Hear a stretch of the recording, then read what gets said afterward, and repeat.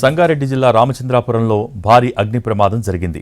Ramachandrapuram Chandanagar police station పరిధిలో వివిధ కేసుల్లో పట్టుకున్న 36 బైకులు 8 కార్లకు మంటలు అంటుకున్నాయి.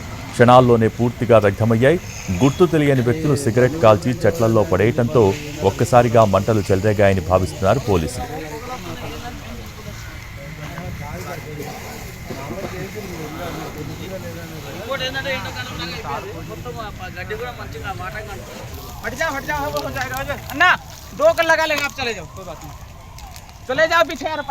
సంగారెడ్డి జిల్లా రామచంద్రాపురంలో భారీ అగ్ని ప్రమాదం జరిగింది.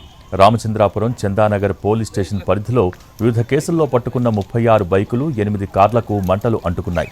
క్షణాల్లోనే పూర్తిగా దగ్ధమయ్యాయి. గుర్తు తెలియని వ్యక్తులు సిగరెట్ కాల్చి చెట్లల్లో పడేయటంతో ఒక్కసారిగా మంటలు చెలరేగాయని భావిస్తున్నారు పోలీసులు.